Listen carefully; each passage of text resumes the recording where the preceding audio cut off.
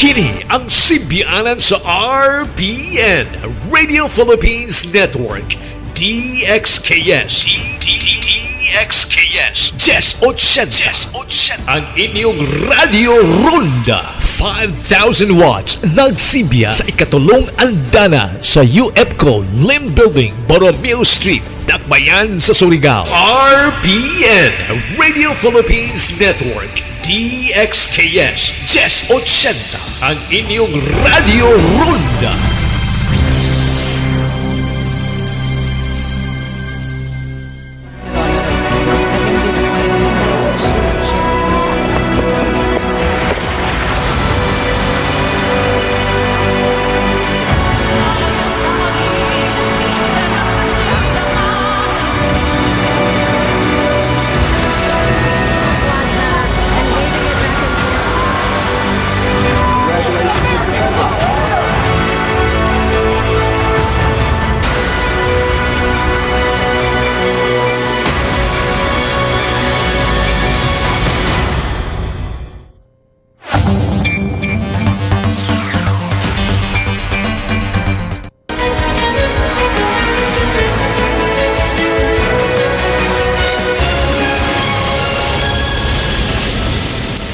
Good evening, I'm Pio Ontiveros. Welcome to Newsnight, where we go above and beyond the headlines. Tonight on the program, the country records the lowest number of Filipinos without jobs since April last year, but many workers are still not earning enough to make ends meet. The stage is set for the first presidential and vice presidential debates of the Commission on Elections. We'll tell you what to expect this weekend. And another beauty queen makes the Filipino proud. This time, Kathleen Paton brings home the Miss Echo International crown.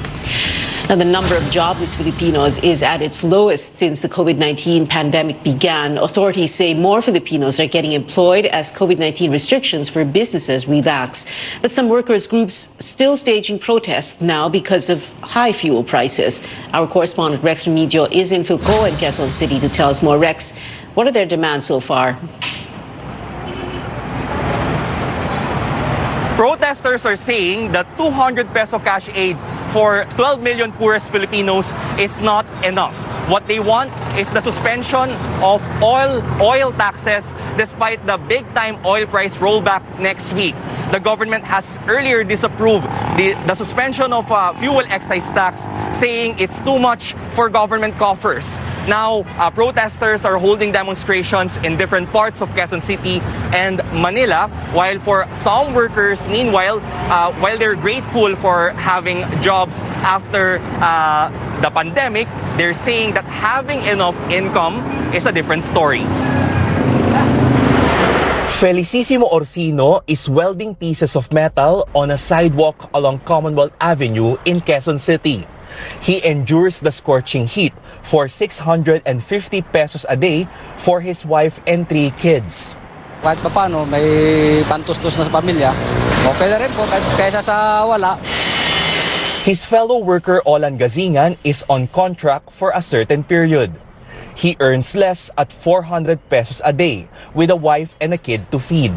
He says the amount is better than having none like what he went through at the height of the pandemic. Siyempre po, para sa pamilya natin po yan, mahalaga po talaga yan para meron tayong pang-araw-araw na kakainin, ganyan, panggastos. Fewer Filipinos were jobless in January compared to December. The numbers are improving as the economy reopens further.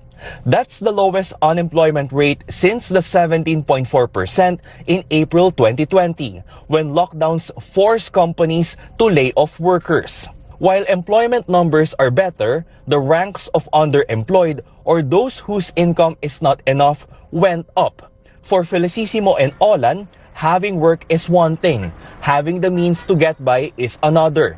Although the expected hefty fuel price cut next week will be a relief for many, the workers hope they would somehow benefit from it. They say food and rice are getting less affordable with their small take-home pay. The government's 200 peso monthly cash aid could hardly make a difference. Baliwala rin po. Kasi kada buwan, hindi na po araw-araw. Kailangan pa rin po kumayod para kahit pa paano may pantustos. At least meron tayong tatanggapin na anumang grasya.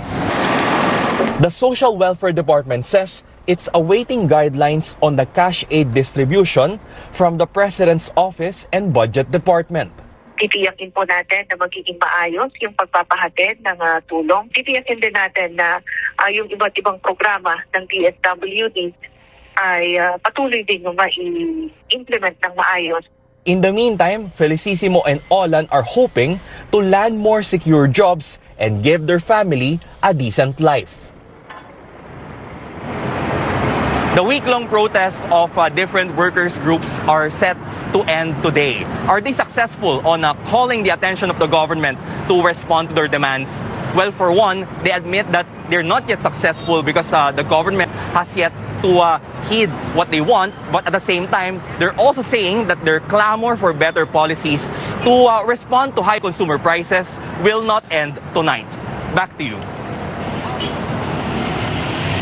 Rex and Quezon City.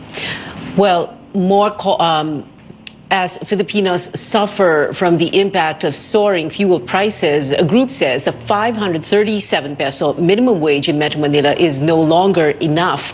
And that's why they've been calling for a 750 peso minimum wage nationwide. Our George Cahilas has more.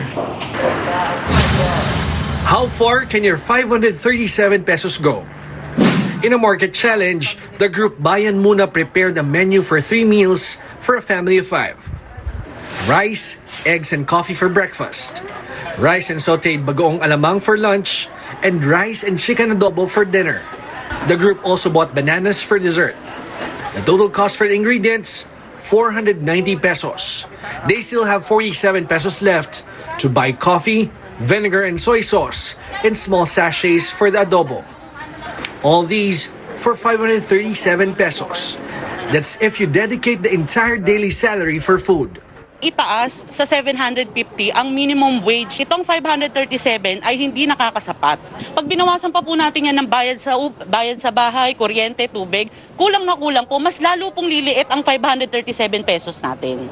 For those earning below the minimum wage like Ayan Balangquit, making ends meet is quite difficult.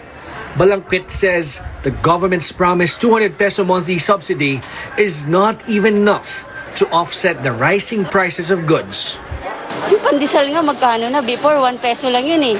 Pero ngayon 2 pesos na. Oh. Then magkano lang mabibili mo for 3 pieces of pandesal, di ba sa 6 pesos something? Anong nun? Mabubusog ba yung na? Pero kung yun ang ibibigay, tatanggapin pa rin. Di ba kasi wala naman tayong magagawa eh. CNN Philippines is still reaching out to the Agriculture Department on the impact of rising fuel prices on agricultural products.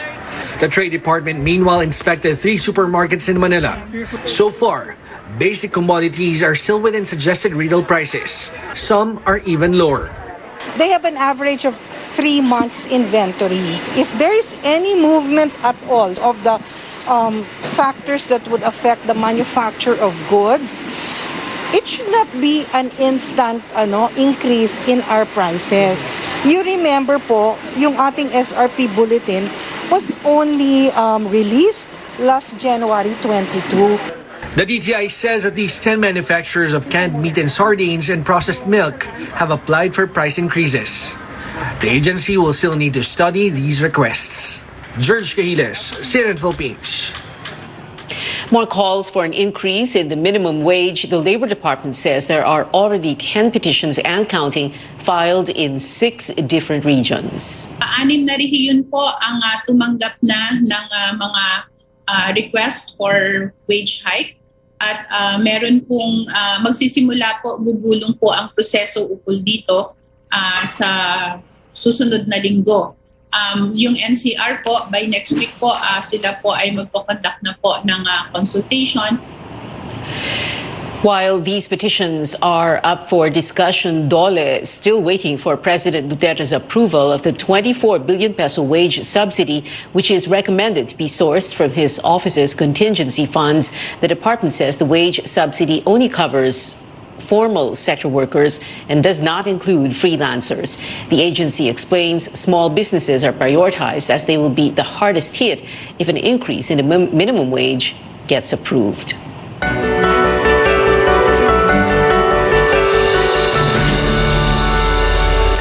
In world headlines, vaccine maker Moderna is asking the U.S. Food and Drug Administration to allow a second COVID-19 booster dose for individuals aged 18 and up. It says the need follows the emergence of the Omicron variant. Moderna has yet to submit an amendment for its existing emergency use authorization.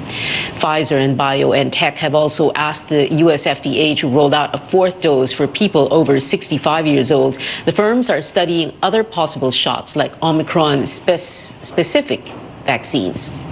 As countries ramp up vaccination efforts, a role model in COVID-19 response becomes a pandemic hotspot. South Korea breaks its record yet again for the highest number of new cases in a day. Over 600,000 infections were reported on Thursday, a day after the country logged more than 400,000 fresh cases for the first time since the pandemic began. While here at home, authorities are not worried about a possible resurgence in cases if the BA.2.2 Omicron subvariant enters the country. Infectious diseases expert Dr. Edsel Salvania says the Philippines may already have a hybrid immunity from the Omicron surge in January and the increase in vaccine coverage. Kung meron na tayong tinatawag na hybrid immunity, that's when you have vaccination and then you get mild breakthrough infection, protective yan against BA.2.2. So even if makapasok yan dito, chances are hindi na yan magdudulot ng kasing laking spike dahil meron na tayong exposure dito. So the other things na nakakatulong sa atin, unang-una, marami tayong klase ng bakuna. Because we have different kinds of vaccines, particularly inactivated vaccines, mas resilient yung ating vaccines overall sa mga variants. The Health Department also notes biosurveillance at ports of entry are maintained. Now, we're still tracking the situation in Ukraine. Russia continues its attacks on the city of Lviv as the war enters its 23rd day. Russian troops fired 6 missiles at the city close to the Polish border, but 2 were intercepted by air defense systems. In the capital, Kyiv, 1 person was killed, 4 others injured after a fire at a residential building. The blaze broke out after the remains of a downed rocket hit the 5-story building. 12 people were rescued, 98 others were evacuated. We have more stories when we return. Another set of debates between presidential and vice presidential hopefuls are happening this weekend. We'll tell you what to expect next. And finance officials want the Bureau of Internal Revenue to collect the unpaid estate taxes of the Marcos family. Stay tuned to Newsnight.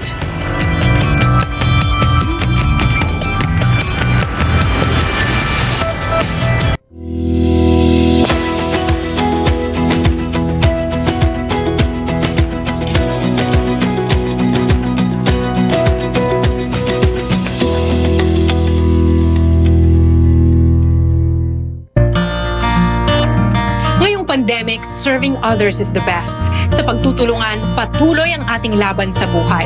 Kaya dapat always healthy. With proper diet, exercise, and MX3 coffee mix to ignite my day. Hi guys! Lagi akong focused, active, at extraordinary. Because the most important things in life deserve nothing less. MX3 coffee mix, my choice.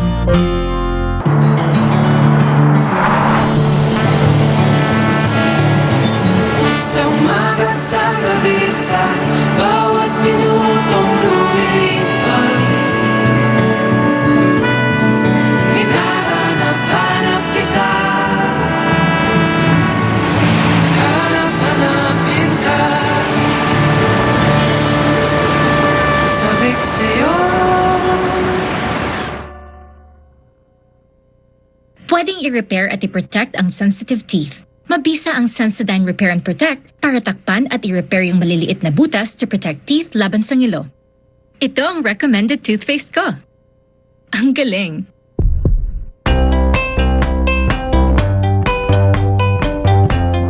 So we're celebrating Women's Month here at SM.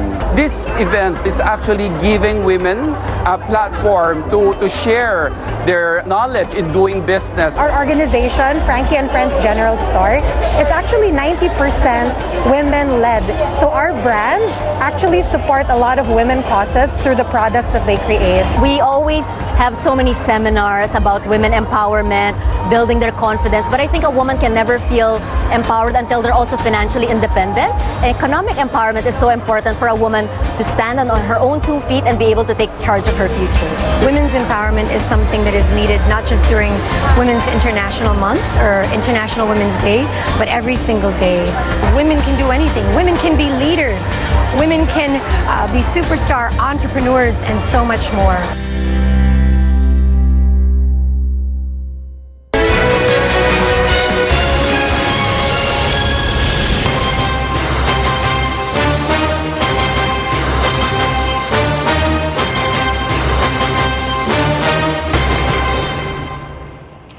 Welcome back to Newsnight, where we go above and beyond the headlines. I'm Pia Ontiveros. The stage is all set for the Commission on Elections' first presidential and vice presidential debates this weekend. Melissa Lopez gives us a glimpse of what to expect. Presidential and vice presidential hopefuls returned to the Sofitel Harbor Garden tent to take part in a series of official COMELEC debates for the upcoming elections.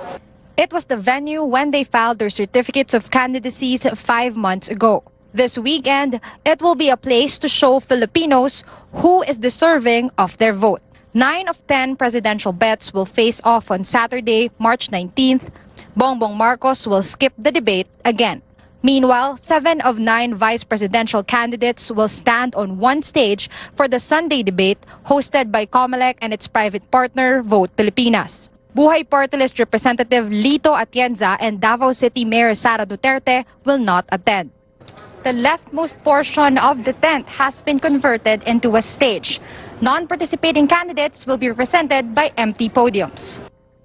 Along with the ban from airing free content on COMELEC's e-rally Facebook page until the end of the campaign period. For 2 hours, candidates are expected to respond to questions beginning 7 in the evening. Titled Pilipinas Debates 2022, The Turning Point, the event will have candidates talk about their plans to rise from the pandemic and revive the economy. Ang publiko, inaayahan natin manood ng debate, no? Sana makita nila. Magkaroon sila ng preview doon sa dadalhing resulta ng ating mga kandidato.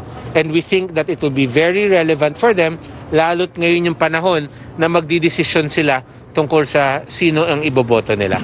All bets will deliver opening and closing statements.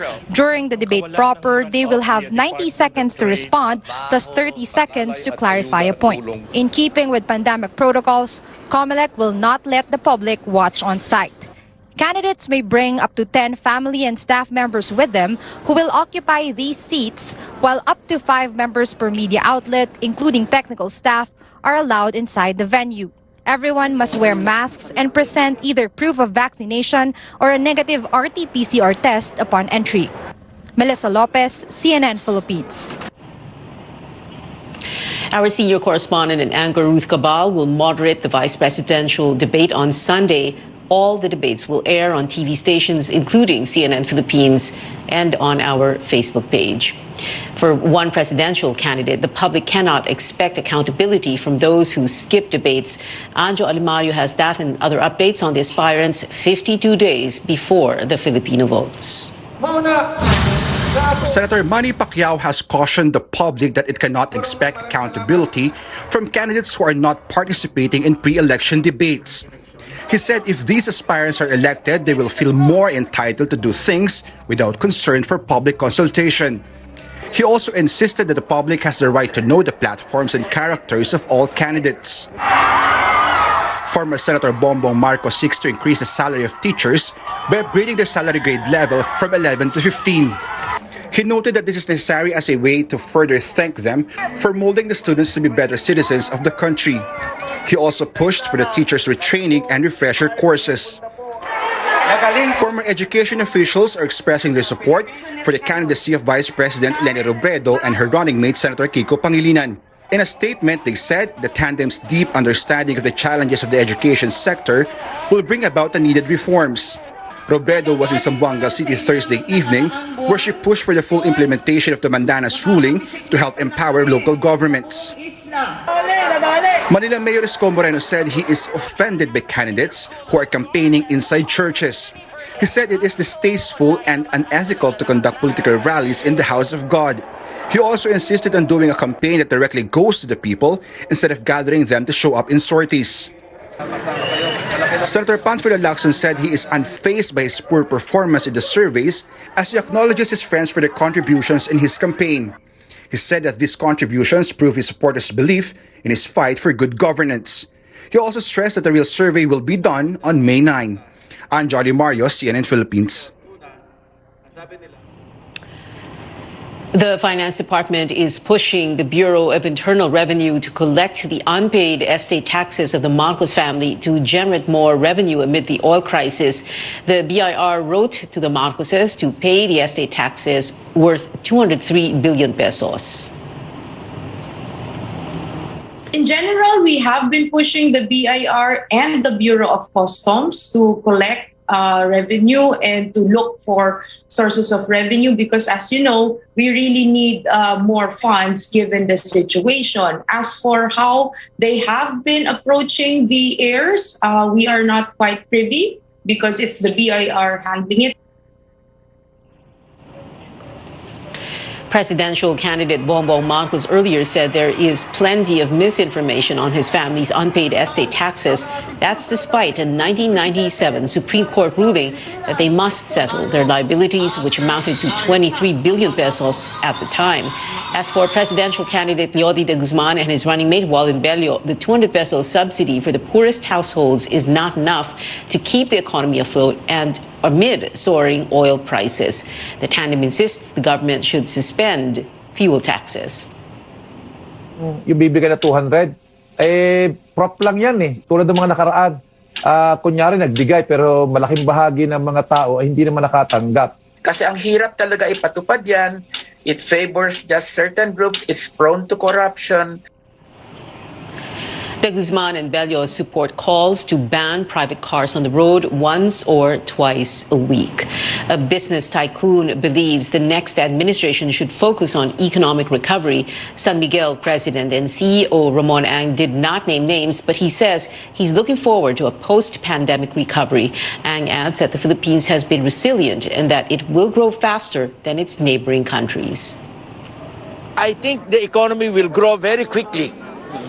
Especially kung yung bagong gobyerno marunong mag-focus on economic recovery program. Kamukha ng how to grow GDP and how to create more employment. I don't want to talk about any candidate.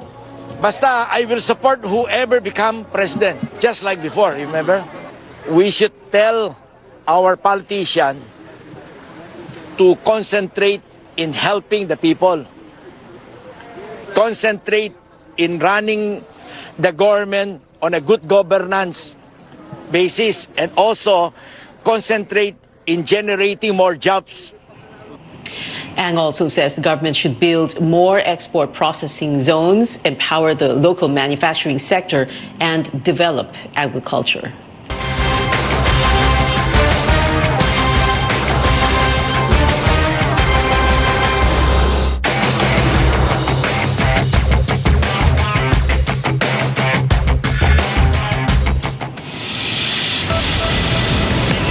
More stories ahead. Another pageant crown for the Philippines with a Miss Eco International win. Plus, candidates for Miss Universe Philippines take on the swimsuit challenge. Keep it here on CNN Philippines.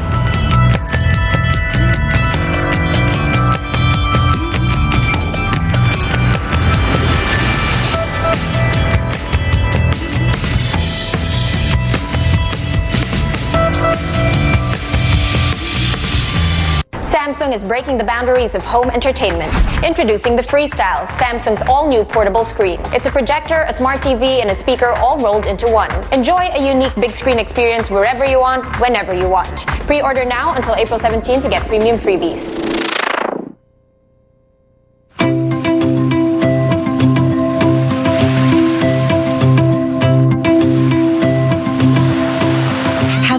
craving a seaside getaway? You don't have to travel by plane to reach beautiful beaches.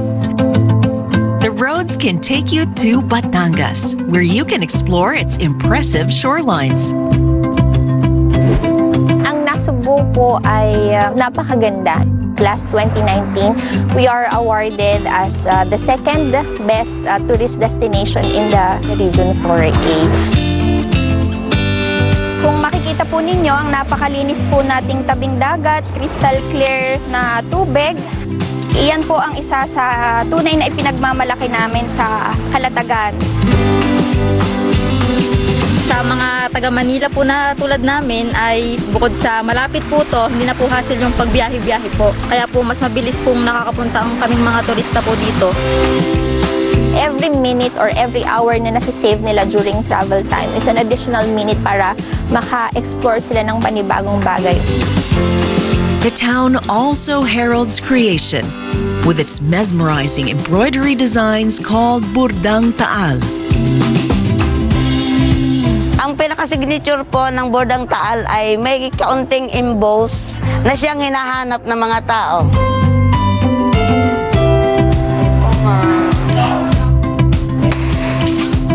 Another great way to experience Batangas is trying Malvar's Nata de Coco. Delicious, tama sa tamis. Hindi siya matigas, hindi malambot, tamang-tama. Ang Nata de Coco ay ang napaka-popular na dessert. Kaya may pamulat doon sa mga tao sa gumagawa. Sila ay dapat ay ipagmalaki nila ang kanilang ginagawa.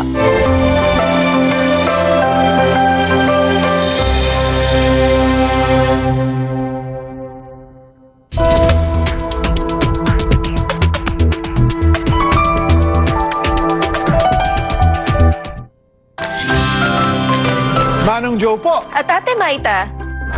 Matapos ang 2 buwang pagbaba, bagyang tumaas ang overall electricity rates ngayong March. 6 centavos per kilowatt hour ang increase.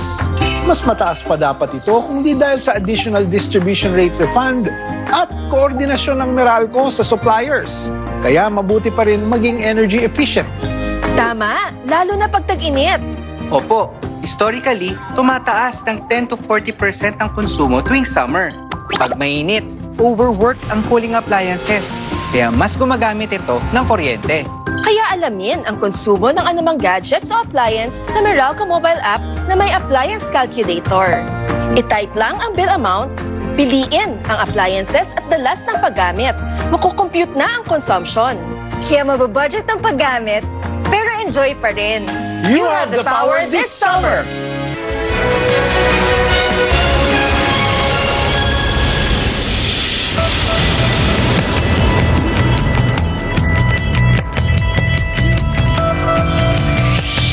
Welcome back to CNN Philippines. Efforts underway to protect the La Mesa watershed in Quezon City through reforestation and ensure the sustainability of the Metropolitan Waterworks and Sewerage System, or MWSS.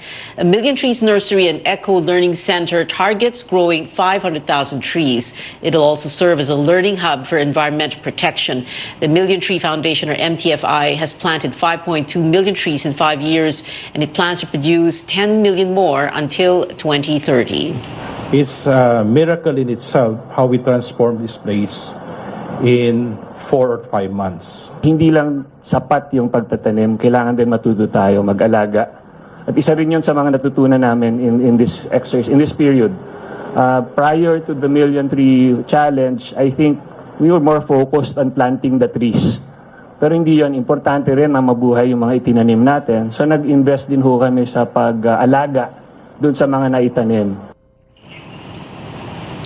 In San Miguel Corporation President and Chief Executive Officer Ramon Ang, one of the partners of MTFI, attended the inauguration and opening of facilities.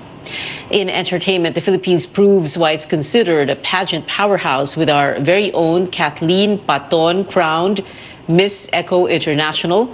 This is the country's second title from the event. When asked in the Q&A portion if beauty queens should remain neutral on social issues, Kathleen said they must use their voices to get others to stand up for what is right. Candidates from Belgium, USA, Spain, and Malaysia were the runners-up for Miss Eco International. On to another pageant stage. The Miss Universe Philippines pre-pageant competitions are heating up. Here's a look at the 2022 Swimsuit Challenge video entries featuring 49 candidates vying for the crown.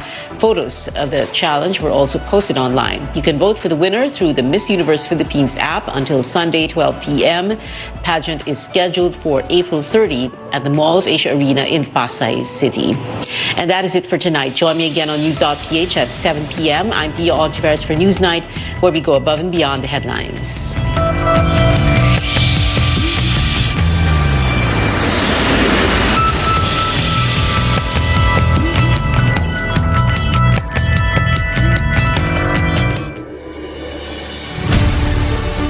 Kini ang simbianan sa RPN Radio Philippines Network DXKS DXKS 1080 ang inyong Radio Ronda 5,000 watts nagsimbiya sa ikatulong andana sa UFCO Lim Building, Borromeo Street, Dakbayan sa Surigao. RPN Radio Philippines Network DXKS 1080 ang inyong Radio Ronda.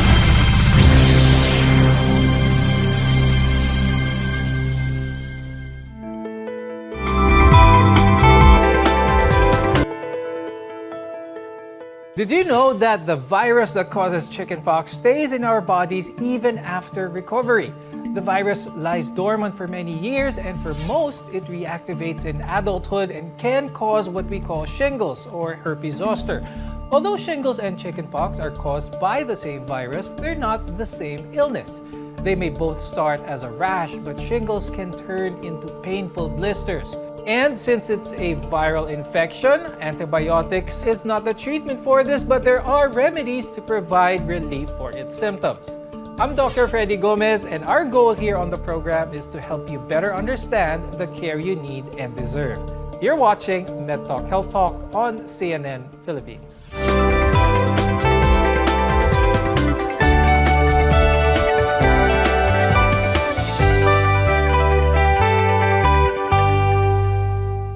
Most people who develop shingles have only one episode during their lifetime, but you can get shingles more than once.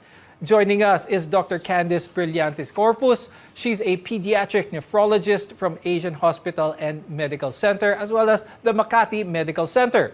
Also with us is Dr. Cecilia Rojas Rosete, who is a dermatologist from the Medical City Hospital and the Rizal Medical Center. Shingles and chickenpox are caused by the same virus, but if you've never had chickenpox, you won't really necessarily get shingles from someone who has it. Instead, you'll get chickenpox, which is a highly contagious disease that can cause an itchy, blister-like rash. Now, the rash first appears on the chest, the back, the face, and eventually the entire body. Now, I'll start the discussion with Dr. Candice, our pediatrician here, because let's establish first how this virus starts off. So let's start first with chickenpox. Paano ba nagsispread ang chickenpox? Very contagious in chickenpox, no? So with an attack rate of more than 90%, meaning if you are in the same household, most likely you will be infected if you are not protected. So they are transmitted through aerosolized droplets from the nasopharyngeal secretions, and also direct contact, meaning if you touch a person with the vesicles, you can get infected. Dr. Candice, another common thing that parents who are aware of chickenpox is that they feel that this virus is something that they should get over with. If this highly contagious disease is present in, let's say, classmates or relative, may pinsan na may chickenpox, yung ibang parents, they think na ipapahawa na rin ang kanilang anak para matapos na. Is this safe to do? What's your recommendation? No, since we don't know what will be the complication or if ever they will experience any complications from having the virus. So the best way still to protect your child is to do vaccination. So we still recommend vaccination. But if you're exposed, we usually recommend to have them vaccinated within 3 to 5 days after exposure. Dr. Candice, since pinag-uusapan natin ang mga vaccines, Gaano ka-safe ang vaccine for chickenpox, itong varicella? Meron bang mga side effects na ito? Marami syempre parents ang medyo hesitant when it comes to vaccines. Very safe naman yung varicella vaccine. So, although it is a live attenuated vaccine, it is safe to administer to your children. The usual adverse effect after injection or after the vaccine will be pain on the area of vaccination. There could also be tenderness or parang masakit, parang mabigat, and some would have fever. But relatively safe to children who wants to get vaccinated. An itchy rash is the most common symptom of chickenpox, and the infection will be in your body for around 7 to 21 days before the rash and other symptoms may develop. Doctor says, what symptoms will you get around this period? Just like any other viral infections, no, they would start with a prodrome of nonspecific flu-like symptoms. 1 to 2 days before the rash appears, patients may experience tiredness, loss of appetite, headache, or even fever. Now, this will be followed by the red spots, followed by a few hours by the blisters. Chickenpox would start on the chest and the back, and then it would rapidly spread all over the body, involving even the mucosal areas, no? Like, for example, our mouth, our eyelids, or even our genitalia. Now, the rashes are very itchy, and when you scratch them, there's a possibility that they can leave characteristic punch-out scars like pock marks that can be permanent. 1 or 2 days after you've experienced the rash will begin to develop, and the rash occurs in 3 stages. Dr. Candice, what's important to understand with these stages of this rash? First of all, I would like, even before the onset of the rash, they can be infective already, meaning they can infect others. So 48 hours before the appearance of the rash, this is the period of infection the rash have crusted or nag-dry up. For the rashes, usually they start as macule, so parang flat lang na red, and then rapidly becoming a papule, and then eventually becoming the characteristic vesicles or may tubig dun sa loob, and extremities in different stages. Now, Dr. Candice, meron bang mga komplikasyon ang chickenpox sa bata? Are there other more serious complications that can occur with someone who has chickenpox? Commonly will be bacterial infection, bacterial skin infection, meaning on the site of the lesions, they can have a bacterial infection on that site. Also, in yung more serious one would be encephalitis. So there are neurologic complications for children having varicella infection. Usually, it happens at the end of a week after the onset of the rash. And in children less than 15 years old, usually they may present with what we call acute cerebral ataxia, meaning there is loss of control of the muscles, but usually they will have full recovery. In older children, they can have diffuse encephalitis. Other complication would be pneumonia with fast breathing, difficulty of breathing, or dry cough. And other complications, they can have diarrhea, otitis media, and sore throat or pharyngitis. Now, after you've had chickenpox, the virus remains dormant in nerve tissues near your spinal cord and your brain. And years later, the virus may reactivate as shingles. More on this when we return. We're your connection to healthcare. You're watching MedTalk Health Talk.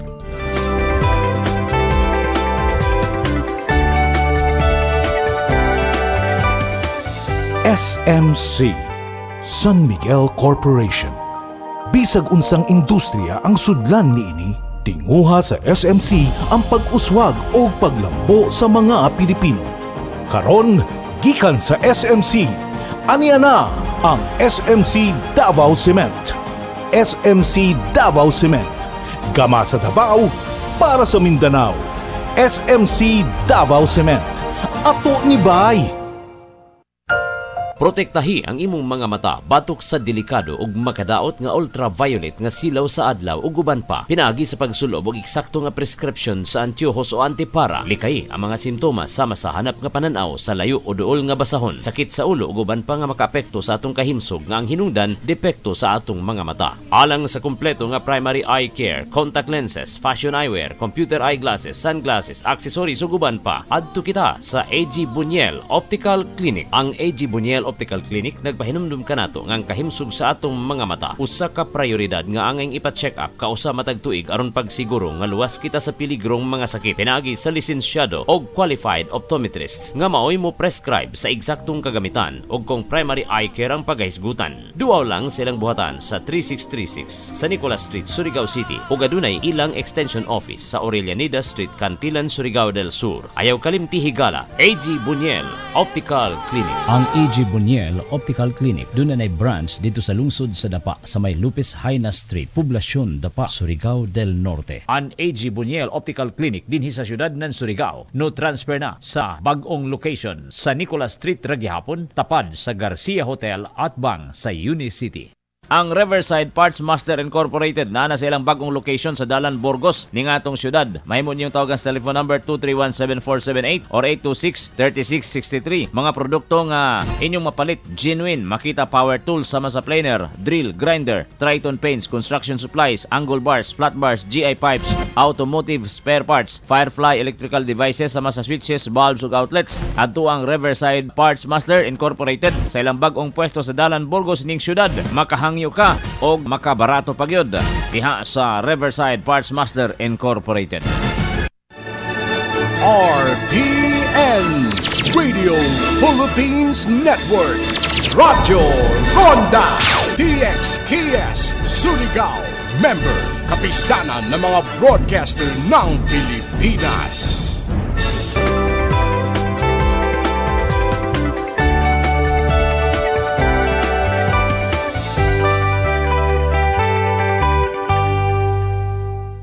Shingles can occur anywhere on your body, but it most often appears as a single stripe or blisters that follow a certain path that may wrap around your torso. I'm Dr. Freddy Gomez, and you're watching Med Talk Health Talk. We're together in health. Now, the reason why we get shingles is, for the most part, unclear, but it may be due to some external factors, lowered immunity, some infections, or even age can be a factor. Doctor says, who are those most at risk of developing shingles? Anyone who has had chickenpox can get shingles, no? And after you recover from the chickenpox, the virus moves only to the nerves inside your body where they become dormant. Now, there are many predisposing factors that would reactivate the varicella virus to form shingles. And usually you would see them, the most who are at risk would be the elderly, no? These are individuals in their 50s or those who are older. Now, other predisposing factors would, of course, be, let's say, for example, stress, trauma, and also patients whose immune system are weak are at high risk also of reactivation of the varicella virus to form shingles. This includes a patient with cancer, those undergoing chemotherapy, those who suffer from AIDS, and even those people taking medications that suppress their immune function. Now, a person with shingles can pass the virus to anyone who isn't immune to chickenpox. Doctor says, how does someone with shingles infect someone else? Similarly, as chickenpox, the virus is spread through direct contact with the fluid from the blisters, or through breathing in virus particles that get mixed in the air coming from the blisters. Again, just like chickenpox, once the rash has developed into crusting or scabs, the person is no longer contagious. For Dr. Candice, if a parent develops shingles and they don't want to infect their child, what's your best advice for this? How can they be in the same household but still keep that level of safety? For those children in the same household, we assume that if they are in the age group more than 1 year old, they should have been vaccinated with at least one dose of the varicella vaccine. If not, then the precautions at home will be the same for any virus infection. So they can wear masks, do hand washing, make sure that their clothes are separate from the others, and they don't mingle with other household members. The signs and symptoms of shingles usually appear on a small section on one side of the body. Doctor says, can you go through some of the more common symptoms of someone who is developing shingles? For shingles, unlike chickenpox, there is really, the prodrome is that you will experience some sort of pain, tingling sensation on the area where the rash would start, no? And then the blisters would appear, as you mentioned earlier, they are usually in a linear distribution around either the left or the right side of the body, following the distribution of the nerves, no? Now, in some individuals, like for those whose face would be affected, the eye can also be affected, and if it is left untreated, this can even lead to serious complications as far as loss of vision. But the blisters, similarly to chickenpox, would often also scab, and then the scab will spontaneously fall off after maybe about 1 to 2 weeks. So similarly, the lesions would have the same progression as that of chickenpox. Aside from the trunk area or the chest, ang herpes zoster or shingles can also be seen in the eye. Can it be evident also in other parts of the body, like in the face area that you mentioned? That's right. It actually follows the dermatobal distribution of the nerves. So anywhere in the body, you can have shingles. It can be on one half of the face, usually the upper half, including the eye area. It could be on one unilateral distribution on the extremities, like your one arm and then the leg. And it can also be on one area of the trunk, either the right or the left. Once someone has shingles, since it's viral, should they think that this is something that is self-limiting? Should they take anything for it? For most healthy individuals, the disease clears on its own without treatment. However, because of the risk of infecting other people, and developing complications like, let's say, for example, shingles, as I mentioned, postherpetic neuralgia, which can be very bothersome. So it is best to consult a doctor who can prescribe either oral or topical antivirals that could help hasten the recovery of the patient and prevent these complications. Now, Dr. Candice, do we see shingles early on in a young adult's life, or maybe a teenager who has had chickenpox earlier in their younger years? Is this common? If it is not common, why is this so kaya? They can have shingles even at an early age, although it's more common on older age group. Usually it happens in those patients who are immunocompromised, so those are with high-risk population. In some, if they have not completed their 2 doses of vaccine, they can still have shingles or complications of the chickenpox. And this one, usually we see them in the adolescent age group. Dr. Candice, for those who are still on the fence about giving the vaccine to their child, could you explain when this is usually given, what other vaccines are recommended at that age group when you give also the vaccine for varicella? Varicella vaccine, the minimum age is 12 months or 1 year old. So 2 doses are recommended. The second dose, we usually give this at around 4 to 6 years old, but we can give it at an earlier age, and the minimum interval, meaning the interval from the first dose, will be 3 months.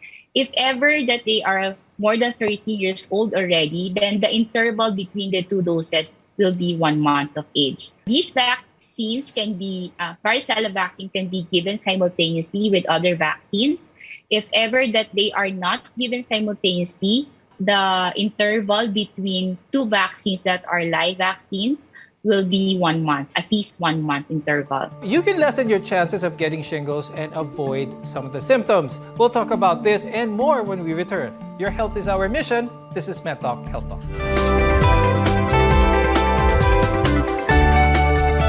SMC, San Miguel Corporation. Bisag unsang industriya ang sudlan niini, tinguha sa SMC ang pag-uswag o paglambo sa mga Pilipino. Karon, gikan sa SMC, aniya na ang SMC Davao Cement. SMC Davao Cement. Gama sa Davao, para sa Mindanao. SMC Davao Cement. Ato ni Bay. Maayong balita sa tanan sa atong panginahanglan sa panimalay, mga gamit, ingon man mga dekorasyon, pwede na natong mapalit diha sa Wellington Bazaar. Anausab sa Wellington Bazaar ang mga bestidahon, karsunison, plain t-shirt, plastic chair, floor mat, mantel, banig, folding bed, habol, mosketero, trapal, lideret, basketball, stuffed toys ug mga dulaan sa bata. Ang Wellington Bazaar ana magalagad kanato sa Dalan Kaymo ning Dakbayan sa Surigao. Wellington Bazaar gikan sa mga kawani ug tigdumala sa Wellington Bazaar. Mayong adlaw alang kaninyo. Wellington Bazaar, sukion ta sa kanunay. Kasakit yun sa ako ang mga mata. Uy, labad pagyud kay ako ang ulo. Murag kog malipong ba? Unya, murag limtanon pagyud ko. Unsaon man ni, uy. Naanag yun ay kay problema, miss. Ha? Tanawa ko, nagsakay ka ng tricycle. Wala kay suot, bra. Para masolban na imo problema. Ha? Pag inuman ni, Lutein Plus. Unsa? Lutein Plus? Asa man na nimo gikan? Ako man ninadonggan sa radyo, miss. Mao kagapalit ko naan. Pagpagandam ba? Sige, salamat kayo ha. Magpalit dayon ko og Lutein Plus. RPN Radio Philippines Network. Radyo Ronda DXKS Surigao. Member, kapisanan ng mga broadcaster ng Pilipinas.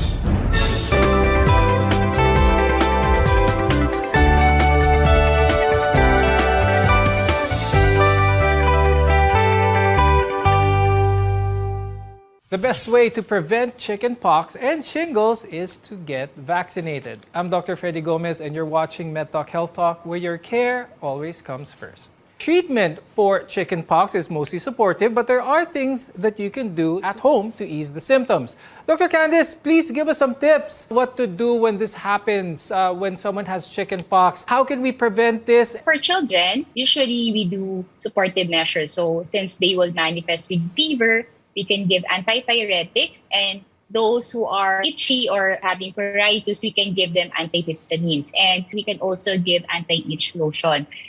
In these children, if there are other households who are exposed, we advise them to do safety precautions such as a hand washing and also avoiding touching the other person or touching the contaminated items of that person.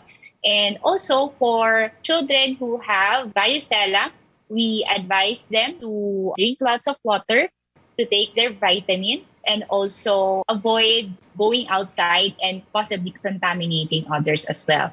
And very important, as we have emphasized before, to have your children vaccinated. So it's important that they complete the 2 doses so that they will be protected even at a younger age. And Dr. Cess, do you have any advice for those who may be suffering from shingles? What should they do? And for those who have had chickenpox na medyo conscious with some of the scars that may have brought about, is there a way to minimize the scars? The best way to prevent, as I mentioned, is to really avoid scratching the lesions, both for chickenpox and shingles, when they are active. But just in case they do have the scars, we do have a lot of procedures that we can offer the patient. Most of the scars really can range from just discoloration. So we can give them some topical treatments to lighten discoloration.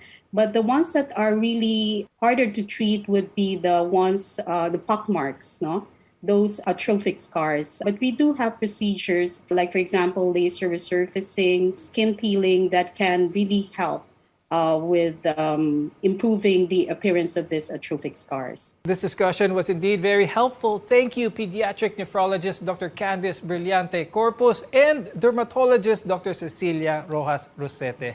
Shingles, for the most part, is self-limiting, but there's still a possibility of infecting others, as well as developing complications because of it, which is why it's important to get vaccinated.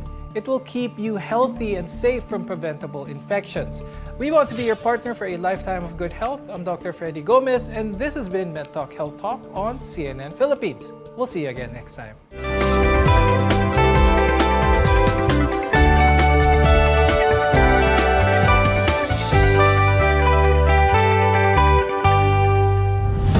RPN Regional AM